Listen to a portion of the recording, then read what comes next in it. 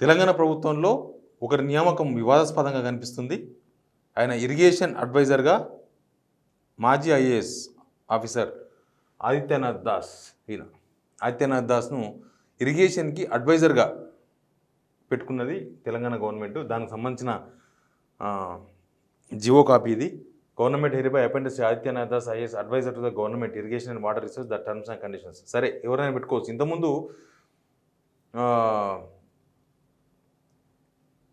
ఆయన ఏపీలో పనిచేసిండు, ఉమ్మడి ఏపీలో కూడా మన దగ్గర పనిచేసిండు ఐఏఎస్ ఆఫీసర్గా.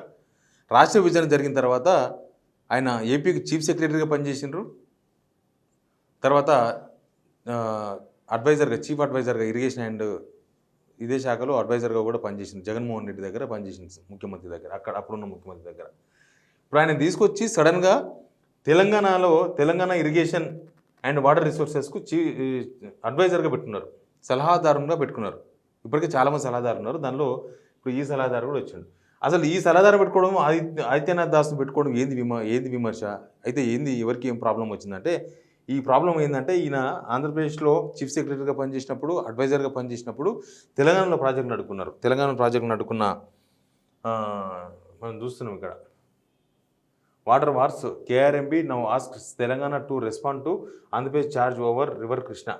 అంటే మనం పాలమూరు రంగారెడ్డి కట్టుకునేటప్పుడు ప్రభుత్వం తరఫున ఆయన అడుగున్నారంటే ఆయన లేఖలు రాసిండు, కేంద్రానికి చాలా లేఖలు రాసిండు. మనం యాక్చువల్గా ఏం జరిగిందో మనకు తెలుసు కదా, కృష్ణాలో వాళ్ళే రాయలసీమ లిఫ్ట్ ఇరిగేషన్ ప్రాజెక్టులు అవి ఇవి కట్టుకొని మన నీళ్ళని కూడా వేసేసిండ్రు.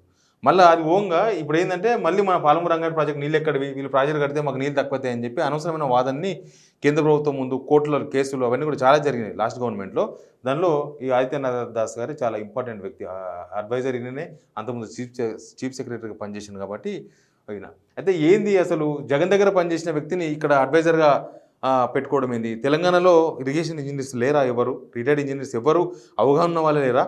తెలంగాణ ఇరిగేషన్ వ్యవస్థ మీద, తెలంగాణలో ఉన్న నదుల మీద, తెలంగాణలో ఉన్న కాలువల మీద, చెరువుల మీద, కట్టల మీద ఎవ్వరికి అవగాహన లేదా? తెలంగాణలో ఎప్పుడు అంటూ ఉంటారు తెలంగాణలో తెలుగులో లేడున్నారు అని చెప్పి. తెలంగాణ ఉద్యమంలో మనం చాలాసార్లు విన్నాం, తెలంగాణలో తెలుగులో లేడున్నారు, పొద్దుగా లేస్తే తినడం, తాగడం, పండుకోవడం అని. ఇప్పుడు అట్లే చూస్తున్నట్టున్నారు జనమంతా. లేకపోతే మన దగ్గర అడ్వైజర్గా పనికొచ్చే ఇరిగేషన్ ఆఫీసర్లు లేరా? పెట్టుకోవచ్చు కదా వాళ్ళని. పాపం వాళ్ళు తెలంగాణ కోసం పనిచేసే వాళ్ళు ఉంటారు కదా, తెలంగాణ ఉద్యమంలో తెలంగాణ కోసం పనిచేసే ఇంజనీర్లు లేరా?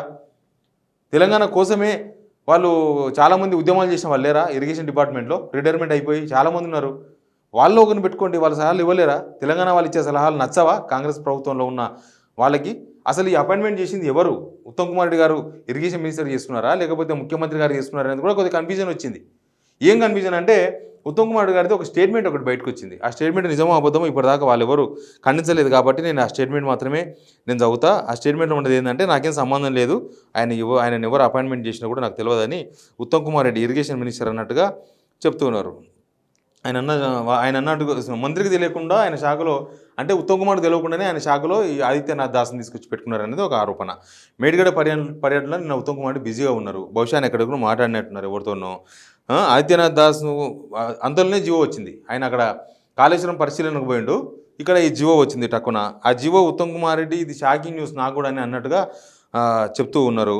ప్లస్ ఆయనతో మాట్లాడకుండా ఆయన శాఖలోనే ఎట్లా ఈ అపాయింట్మెంట్ జరిగింది, ఎట్లా ఈ ఆర్డర్ వచ్చింది అనే దాని విషయంలో మంత్రి ఉత్తమ్ కుమార్ రెడ్డి గారు అసంతృప్తిగా ఉన్నట్టుగా తెలుస్తున్నది సమాచారం. దాని మీద ఆయన ఇప్పటిదాకా అఫీషియల్గా స్పందించలేదు. బట్ ఆయన తెలియకుండా జరిగిన అపాయింట్మెంట్ అనేది ఒకటి తేలాల్సి ఉంది. ఎందుకంటే సరే, ఇప్పుడు జగన్ దగ్గర పనిచేసిన చీఫ్ సెక్రటరీ జగన్ సలహాదారుడు పెట్టుకుంటే ఇక్కడ గవర్నమెంట్లోకి వచ్చే అదేముంది అని అనొచ్చు. ఆదిత్యనాథ్ దాస్ గారు పోయిన గవర్నమెంట్లోనే ఉండి ఇప్పుడు ముఖ్యమంత్రిగా ఉన్న, లేకపోతే ఇప్పుడు అధికారంలో ఉన్న పార్టీలో కొంతమందికి లీకుల ద్వారా సమాచారం ఇచ్చిండ్రు, ఆయన వీర విధేయుడు వాళ్ళకు అనేది ఒక ప్రధానమైన ఆరోపణ కూడా తెర మీద వచ్చింది. అది కూడా వినిపిస్తుంది. అది కూడా అంటే ఇప్పుడు గవర్నమెంట్లో ఉన్న ఏపీలో ఎవరు తెలుసు కదా, వీళ్ళకి సలహాదారుడు వాళ్ళకేమో లీకుల ద్వారా సమాచారం ఇచ్చిండ్రు. జగన్ ప్రభుత్వంలో జరిగిన చాలా వ్యవహారాన్ని లీకుల ద్వారా ఆదిత్యనాథ్ దాస్ గారు ఇచ్చారు అనేది ఒక ఆరోపణ వినిపిస్తుంది. అది కూడా నిజమో అబద్ధమో కొంత తేలాల్సిన అవసరం ఉంటుంది. లేకపోతే ఎందుకు ఆదిత్యనాథ్ దాస్ గారు పెట్టుకున్నారు, ఎవరి చుట్టం ఎవరికి దగ్గర ఆయన అనేది ఒకటి క్లారిటీ రావాల్సిన అవసరం ఉంది. ఒకవేళ అక్కడి నుంచి వచ్చిన రికమెండేషన్తో రేవంత్ రెడ్డి గారి అపాయింట్మెంట్ జరిపిందా అన్న చర్చ కూడా ఆల్రెడీ తెలంగాణ సమాజంలో జరుగుతుంది. అక్కడి నుంచి ఇప్పుడు కొత్త ప్రభుత్వం వచ్చింది, చంద్రబాబు నాయుడు గారు ముఖ్యమంత్రి కాబోతున్నారు. అక్కడి నుంచి ఏమైనా రికమెండేషన్ వచ్చిందా ఆదిత్యనాథ్ దాస్ గారిని ఇక్కడ సలహాదారుగా పెట్టుకోవాలని? ఇప్పుడు మొన్నటిదాకా ఏపీ ప్రయోజనాల కోసం పనిచేసిన ఆదిత్యనాథ్ దాస్ గారు ఇప్పుడు వచ్చి తెలంగాణ ప్రయోజనాల కోసం పనిచేస్తారని మనం అనుకోవాలా? ఆయన హార్ట్ఫుల్గా పనిచేస్తున్నారని మనం అనుకోవాలా? మన తెలంగాణ బిడ్డలు ఎవరు దొరకలేదా? మన తెలంగాణ బిడ్డల మీద మీకు ఎవరి మీద నమ్మకం లేదా? లేకపోతే మన తెలంగాణ ఇంజనీర్లకు ఆ అవగాహన ఉందన్న సంగతి మీకు అవగాహన లేదా? లేకపోతే మనలోని మీరు నమ్ముతలేరా? ఏమైందో తెలియదు. ఆదిత్యనాథ్ దాస్ గారు అవసరం లేదు. ఈ విమర్శలను ఎందుకు మీ ప్రభుత్వం పైన? మన దగ్గర చాలామంది ఉన్నారు, మంచి మంచి ఇంజనీర్స్ ఉన్నారు. అసలు తెలంగాణ ఈ చిత్రం మీద ఇరిగేషన్ ముఖ చిత్రం పైన అవగాహన ఉన్న వాళ్ళు మన ఇంజనీర్లు, మంచి మంచి ఇంజనీర్లు ఉన్నారు మన దగ్గర. వాళ్ళతో ఒక సమావేశం పెట్టండి, లేకపోతే వాళ్ళకి ఒక పరీక్ష పెట్టండి, ఒక ఎగ్జామ్ పెట్టండి, వాళ్ళని ఇంటర్వ్యూ చేయండి, మీకు ఎవరికి మనకు వస్తారో వాళ్ళనే తీసుకోండి. అంతేగాని ఏపీకి సర్వస్వం పనిచేసిన ఆయన తీసుకొచ్చి తెలంగాణ సలహాదారంగా పెట్టుకుంటే తెలంగాణ ప్రజల జీతం ఇవ్వాల్సిందే. ఆయనకు జీతం ఎక్కడి నుంచి ఇస్తారు?